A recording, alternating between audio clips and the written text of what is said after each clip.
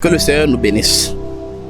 Nous voyons, nous entendons des informations dans des pays voisins et consorts que le Seigneur Jésus-Christ reviendra le 25 ou je sais quoi, ou fin décembre prochain. Je ne sais pas. Cela nous fait rire. Cela nous amène à dire, mais ces gens-là sont sous l'effet de quoi exactement?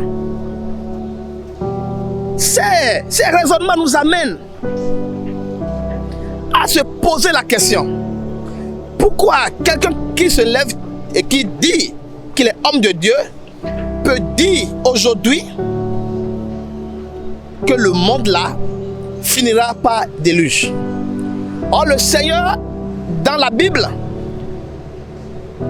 a mis des réponses très fermes en ce qui concerne la fin de ce monde, que cela ne va plus se produire par des déluges.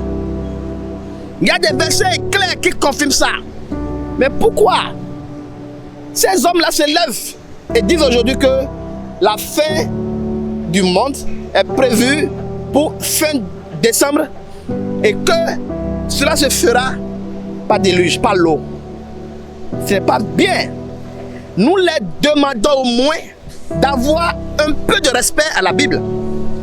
Nous les demandons au moins de considérer un peu la Bible au moins.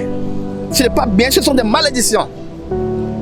Ce sont des malédictions et nous demandons au Seigneur au moins de les ouvrir les yeux pour quitter ces fausses routes.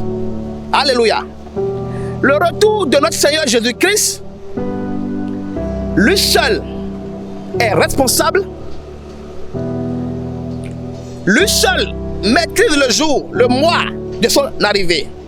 Bien vrai, il peut passer par nous qui sommes ses oins pour prophétiser cela, pour annoncer cela.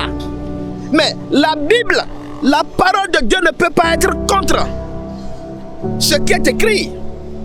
Si réellement c'est le Seigneur qui envoie quelqu'un pour annoncer la fin du monde,